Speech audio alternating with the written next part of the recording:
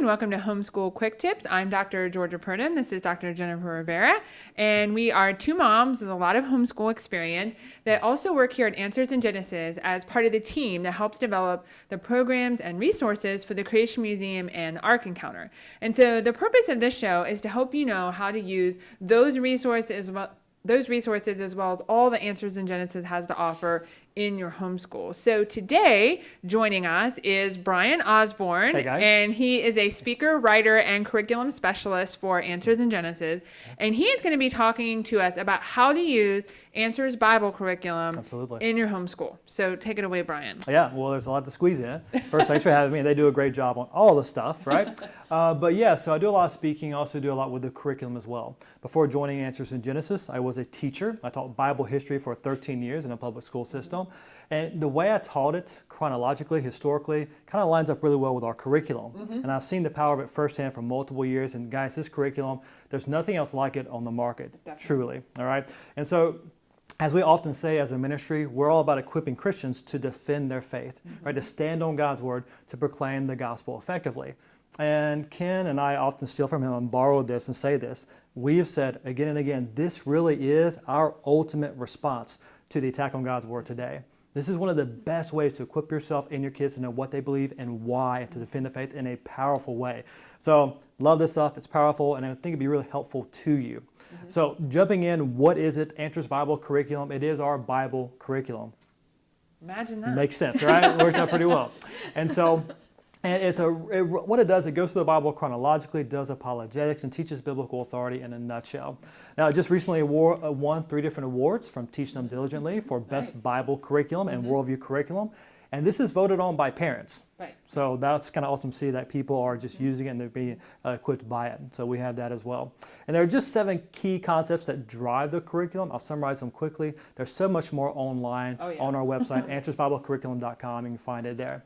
But 7 key concepts that drive our Bible curriculum. First, we want to really push that God's word is trustworthy, that you can trust it in all things, and it's authoritative.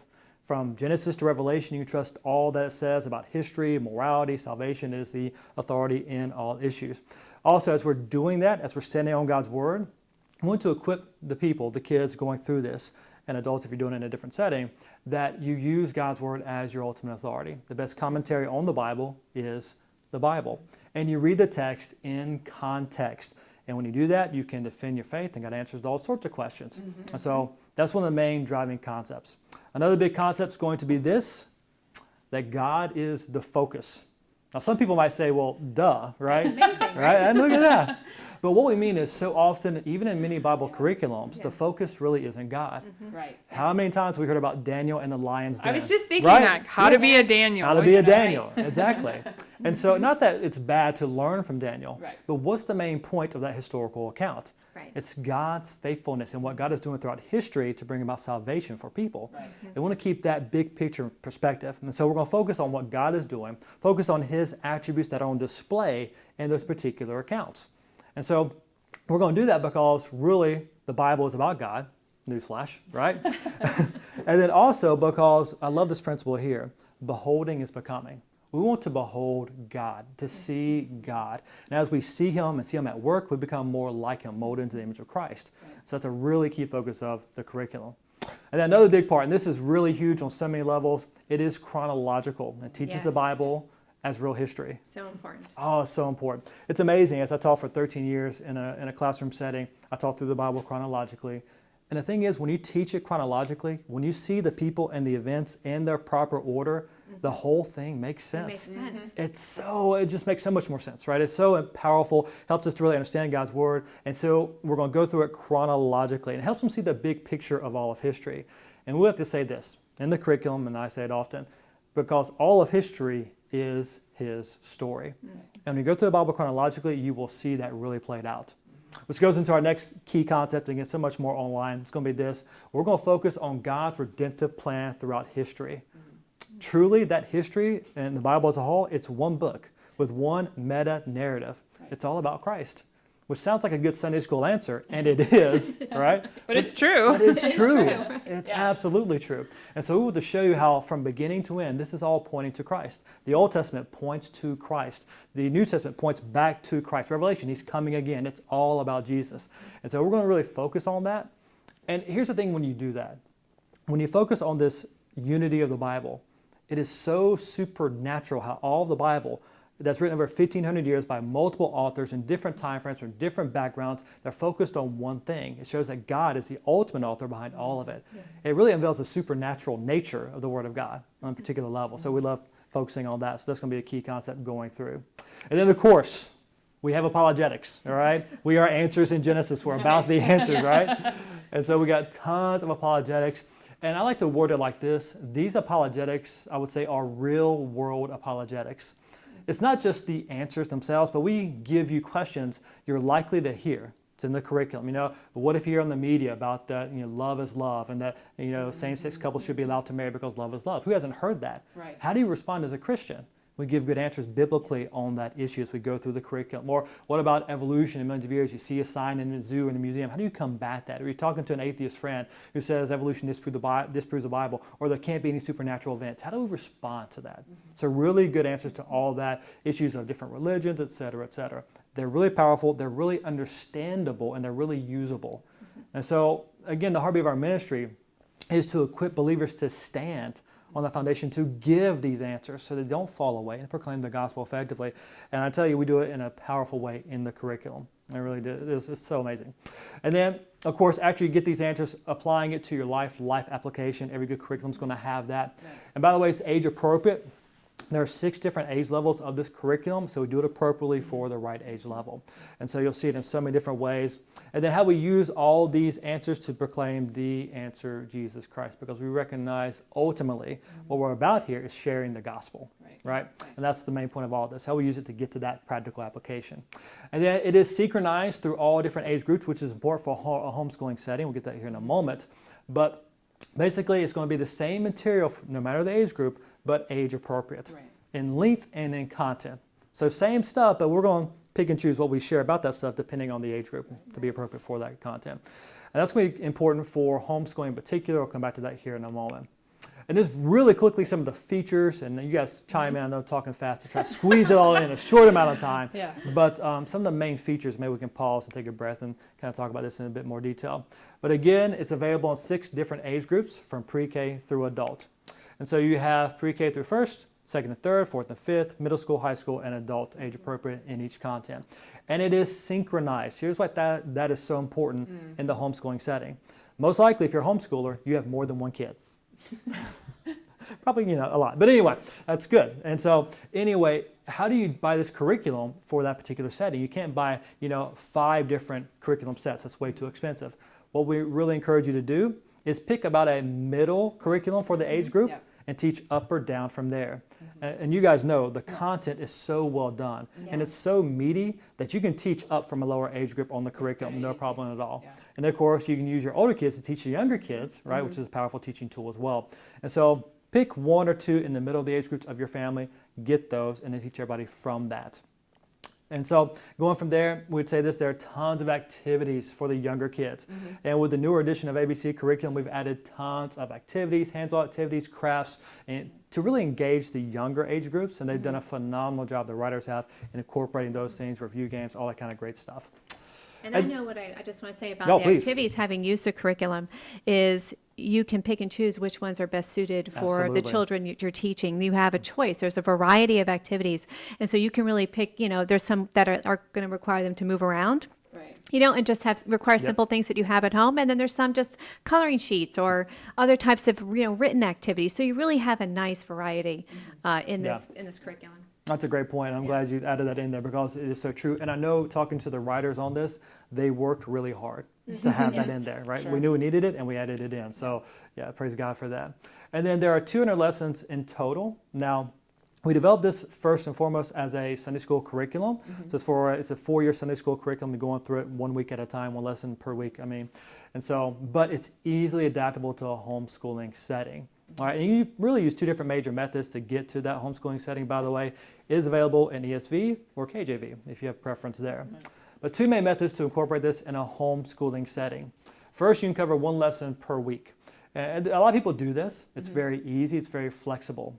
And one thing I wanted to add on that, because having taught this in a Sunday school setting myself to a wide variety of ages, Right.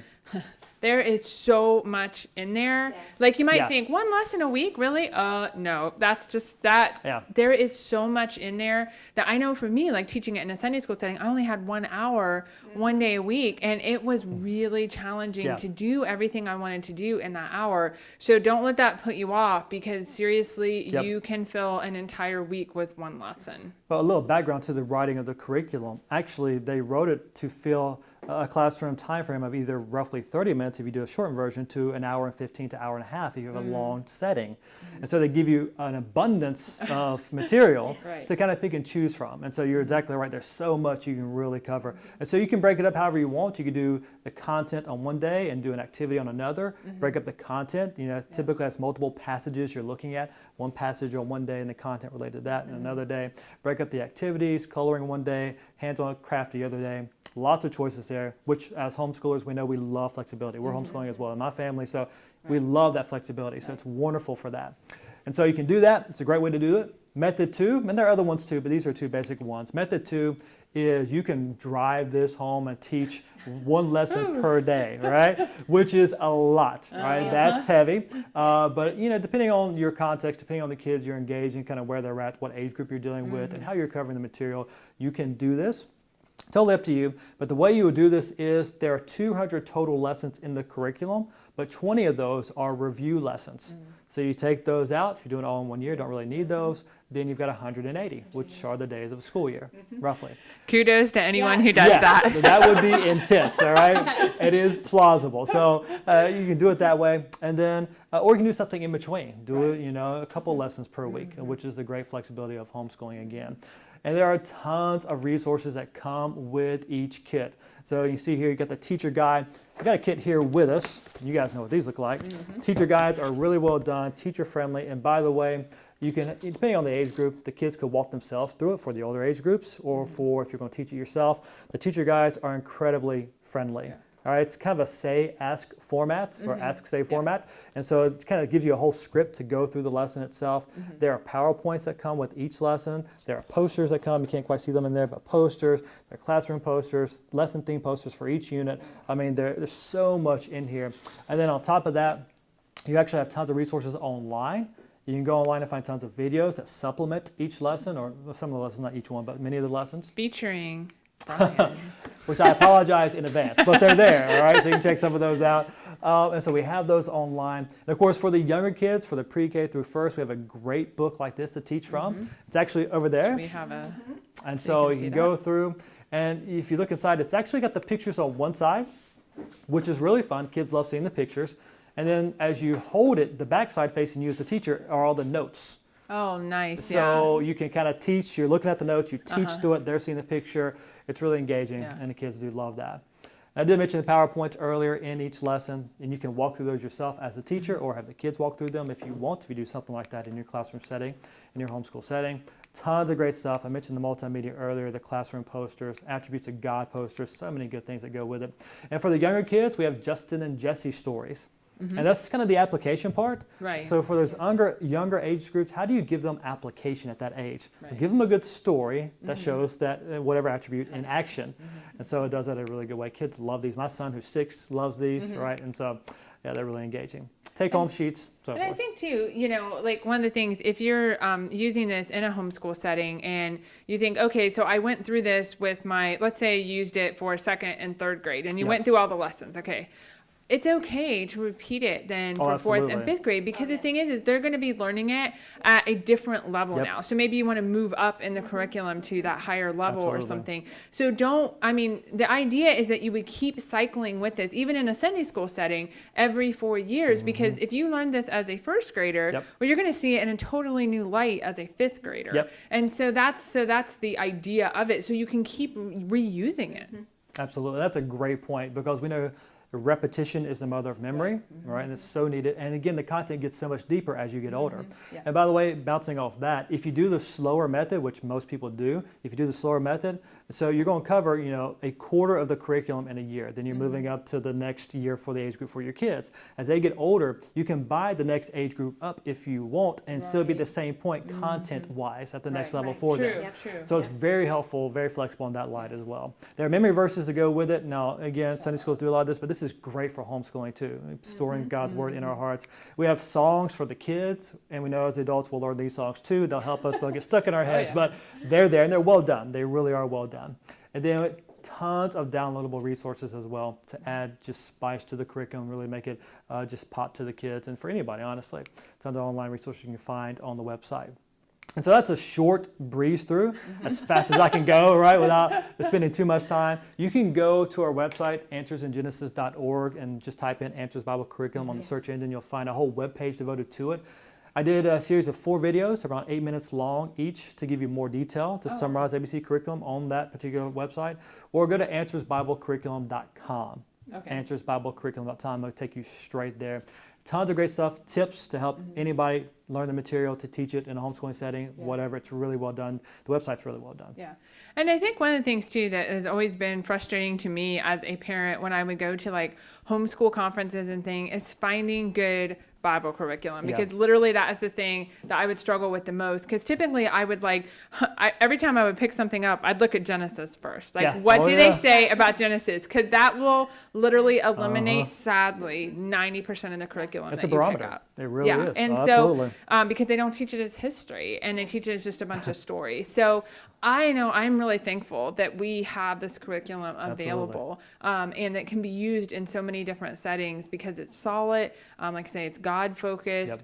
It's going to teach history. It's not fluff and stuff. Right, exactly. It's going to teach apologetics. And so I'm so glad that we have these things, and even updating it. We started this several years ago, and now we're in the 2.0 whatever version. We're going to ABCD soon, right? Which, by the way, let me just throw out there, the digital version is on its way out as well, which will be very helpful too. So just be aware of that. But So thanks, Bryan, for helping us know how to use this. I got to tell you something. I think the viewers will like this. You said you look at Genesis to see, if it's kind of, if it's sound in a curriculum. One of the first things I do, honestly, if I open a curriculum, I look in Genesis and the account of Noah and the flood. Are there dinosaurs in their pictures? There you go. If they're not, I'm like, I'm a little worried about you. All right. So I hope that you'll go to these different websites, check this out, and be able to use this as a great resource in your homeschool. See you guys.